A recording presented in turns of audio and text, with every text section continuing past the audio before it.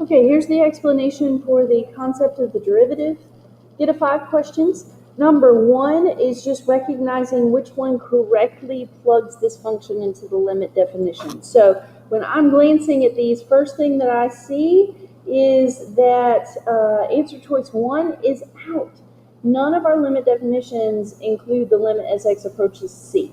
So that answer choice is out, and so is the fourth answer choice. So we're only really down between two, and maybe none of these, but usually one of these is right.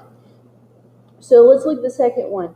Remember that they're using the h's, so it's the limit as h approaches 0 of f of x plus h. So we plug x plus h into the function where we see x.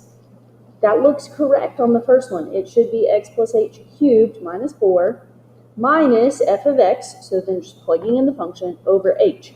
They kind of mess up plugging in the x plus h in the third answer choice there. So it is indeed the second answer choice. Okay, so we'll keep going.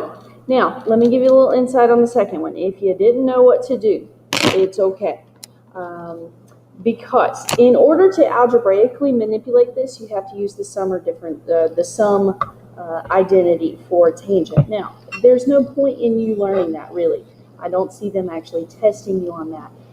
But what they would be testing you on here is recognizing that the function is the tangent of 2x, and then recognizing that this is the limit definition of it. So once we get into derivatives a little bit more and we learn some derivative rules, you will learn that the derivative of tangent is secant squared, and then because of that 2x, it kind of throws things off too.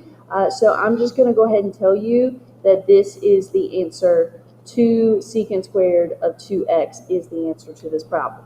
Don't worry about not being able to answer that yet. By the AP exam, you'd be able to pick out that answer choice that quickly, okay? All right, and then question number 3, they're just asking us which of these is valid for the limit definition. So it wants f prime of a, the derivative at a point, okay, the derivative at a point. So the first one is an option for finding the derivative at a point. As x approaches a, f of x minus f of a over x minus a. Okay, the second one is also valid. F of a plus h, it's just replacing the x with the specific point a that we're asking about. So the second one works as well.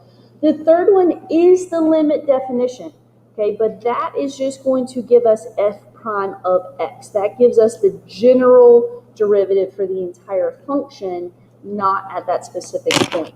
So this one is 1 and 2 only.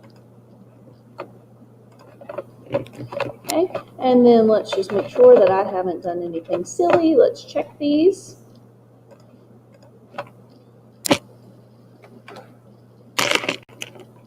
Okay, number 1 is correct. Number 2 is correct. And they kind of, well, yeah, they don't really show you that. They just kind of go through the explanation that that's the function, and so that's the derivative. I'll show you those rules later on, okay? And then, like I said, it gives f prime of x, not f prime of a.